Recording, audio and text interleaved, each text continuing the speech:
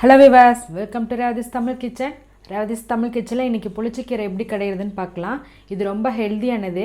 இது புளிப்பா இருக்குன்னு நிறைய பேர் சாப்பிட மாட்டாங்க. பட் புளிப்பு இல்லாம டேஸ்டா எப்படி செய்யறதுன்னு பார்க்கலாம். அதே போல புளிச்சக்கீரை வந்துட்டு நிறைய பேர் வந்து சாதத்துக்கு மட்டும் தான் யூஸ் பண்ணுவாங்க. ஆனா கண்டிப்பா வந்து இட்லி தோசைக்கு ட்ரை பண்ணி பாருங்க. டேஸ்ட் சூப்பரா இருக்கும், டிஃபரண்டாவும் இருக்கும்.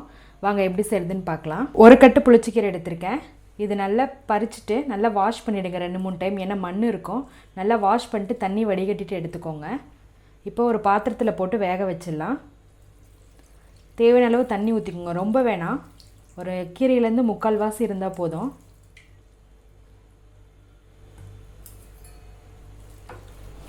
முக்கால் பாகம் இருக்குது, போதும். இதுலேயும் வந்து கீரை நல்லா வெந்துடும்.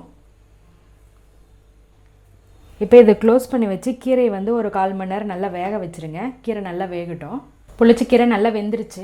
இப்போ அடுப்பு ஆஃப் பண்ணிவிட்டு இந்த தண்ணி வடிகட்டிட்டு எடுத்துடலாம்.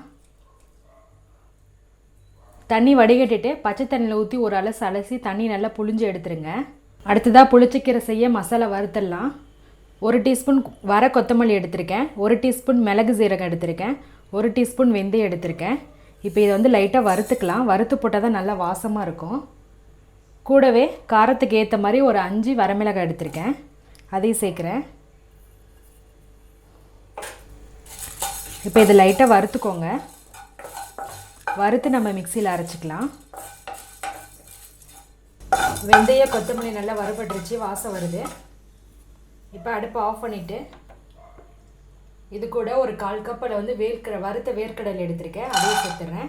இதை சேர்த்து நல்லா பவுட்ரு மாதிரி அரைச்சி வச்சுக்கோங்க. ரொம்ப நைஸ் பவுடராக வேணாம், ஓரளவு குறகுறப்பாக இருக்கணும். அடுத்ததாக இப்போ கீரை கடைஞ்சிடலாம். இப்போ நான் மண்சட்டியில் கடையிறேன். மண்சட்டியில் கடைஞ்சால் டேஸ்ட் சூப்பராக இருக்கும். அதில் வந்து ஒரு 2 கரண்டி அளவு வந்துட்டு நல்லெண்ணெய் ஊற்றிருக்கேன். நல்லெண்ணெய் இல்லைன்னா கடலக்கொட்டை எண்ணெய் ஊற்றுங்க, வாசமாக நல்லாயிருக்கும். இப்போ எண்ணெய் சூடு எண்ணெய் பிறகு 1 டீஸ்பூன் கடுகு, 1 கட்டி பூண்டு எடுத்திருக்கேன். பூண்டை வந்து முழுசாக போடாமல் அப்படியே தட்டி போட்டால் நல்லாயிருக்கும். அதனால் தட்டி வச்சுருக்கேன், அதை சேர்த்துக்கோங்க. அடுத்ததாக 1 கப்பு வந்து சின்ன வெங்காயம் உளிச்சு வச்சுருக்கேன், உளிச்சு கட் பண்ணி வச்சுருக்கேன். கட் பண்ணுறதை விட தட்டி போட்டால் இன்னும் டேஸ்ட்டாக இருக்கும்.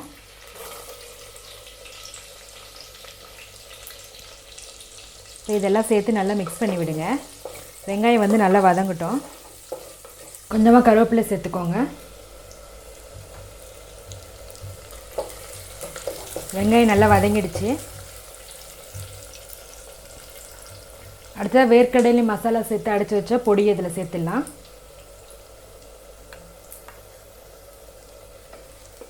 எண்ணெயிலே நல்லா மிக்ஸ் பண்ணி விடுங்க.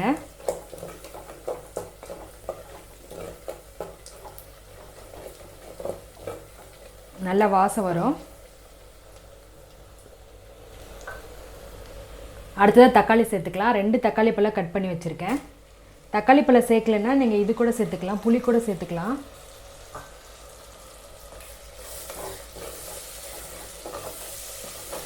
இப்போ தக்காளி நல்லா வதங்கட்டும். தக்காளி வதங்கிடுச்சு. அடுத்ததாக வேக வச்சுருக்க கீரையை சேர்த்துக்கலாம்.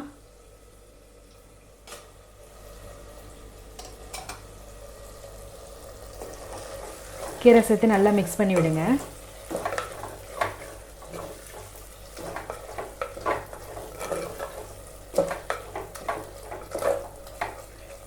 உப்பு வந்து தேவையான அளவு சேர்த்துக்கோங்க.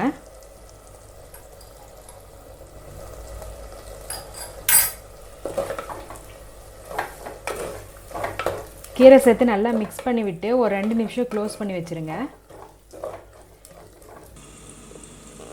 அடுத்ததாக கடைஞ்சிக்கலாம். அடுப்பை ஆஃப் பண்ணிவிட்டு சட்டி கீழே இறக்கி வச்சு நல்லா மத்து வச்சு கடைஞ்சிக்கோங்க. நல்லா நைஸாக கடைஞ்சிக்கோங்க. புளிச்சக்கீரை நல்லா மைய கடைஞ்சிட்டேன். ரொம்ப ட்ரையாக இருக்க மாதிரி தெரிஞ்சிச்சுன்னா கொஞ்சமாக சுடுதண்ணி ஊற்றி கடைஞ்சிக்கோங்க. லாஸ்ட்டாக மேலே வந்து தேங்காய் பூ வந்து 1 டீஸ்பூன் போடுறேன், ரொம்ப வேணாம், 1 டீஸ்பூன் சேர்த்துக்கோங்க. சேர்த்து ஒரு தடவை கடைஞ்சிக்கோங்க. ஹெல்தியான புளிச்சக்கீரை வந்து ரெடி ஆகிடுச்சு. சூடான சாதத்தில் பிசைஞ்சு சாப்பிடும் போது 1 ஸ்பூன் வந்து நெய்யோ இல்லை நல்லெண்ணெய் விட்டு சாப்பிடுங்க. டேஸ்ட் செம்மையாக இருக்கும். அதே போல் மறக்காமல் இட்லி தோசைக்கு ட்ரை பண்ணி பாருங்கள், கண்டிப்பாக விடவே மாட்டீங்க. நீங்களும் இதே போல் வீட்டில் செஞ்சு பாருங்கள். பிடிச்சிருந்தா எங்கள் சேனலை சப்ஸ்கிரைப் பண்ணுங்கள், பக்கத்தில் இருக்க பெல் பட்டனை மறக்காமல் கிளிக் பண்ணிக்கோங்க. இந்த வீடியோ உங்களுக்கு பிடிச்சிருந்தா ஷேர் பண்ணுங்கள், லைக் பண்ணுங்கள், கமெண்ட் பண்ணுங்கள். ரேவதிஸ் தமிழ் கிச்சன் பார்க்குற எல்லாருக்கும் ரொம்ப நன்றி.